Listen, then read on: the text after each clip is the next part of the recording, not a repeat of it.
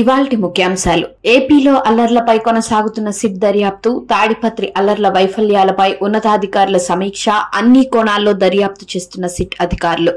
నన్ను జైల్లోనే చంపాలని చూశారు ఆర్ఆర్ఆర్. జగన్ చేస్తున్న తప్పులను ఎత్తి చూపినందుకు తనను జైల్లోనే చంపాలని చూశారని ఎంపీ రఘురామకృష్ణంరాజు వ్యాఖ్య.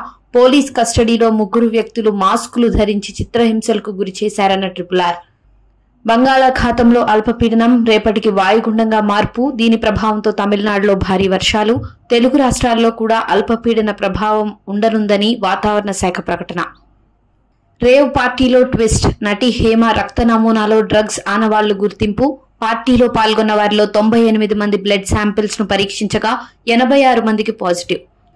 బీఆర్ఎస్ నేత దారుణ హత్య. మాజీ ఎమ్మెల్యే హర్షవర్ధన్ రెడ్డి ప్రధాన అనుచరుడు బీఆర్ఎస్ నేత శ్రీధర్ రెడ్డి దారుణ హత్య. ఈ హత్యను ఖండించిన కేటీఆర్, హరీష్ రావు.